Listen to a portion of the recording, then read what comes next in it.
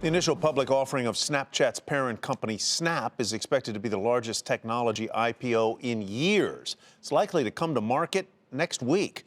Not only will investors be watching closely, but entrepreneurs as well. That's because the offering could change the landscape of the entire industry. Julia Borston reports from Snap headquarters in Venice, California. Snap Inc.'s IPO could be a game changer, not just for the other startups in the Los Angeles area, but also for unicorns, companies valued at more than $1 billion around the country. Last year's IPO market was rough, the lowest proceeds since 2003, the fewest number of deals since 2009. That's a nearly 40% decline in IPOs from 2015 and a roughly 60% decline from 2014, according to Renaissance Capital.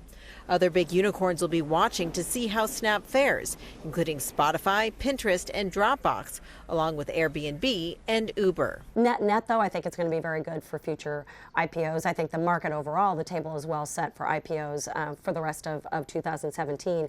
And so many companies are beginning to talk about doing it earlier. And you see that with Snap versus, let's say, Facebook. Snap's IPO will be a watershed for Los Angeles, as the biggest ever for a company based here. Its headquarters right behind me are just steps from Venice Beach, and the offering could drive a wave of startups as dozens of new Snap millionaires invest in or start companies of their own. And while Southern California has had a number of companies that have sold for billions, including Dollar Shave Club and Oculus, Mayor Eric Garcetti says Snap's IPO puts LA's tech scene on the global map. Folks who have the capital now to begin and spin off from Snap their own ideas and their own companies, but it'll also be that anchor that shows for a long time the buzz about LA was you start a company here, get acquired, instead of starting a company that will really become a pillar and become kind of that linchpin for future activity.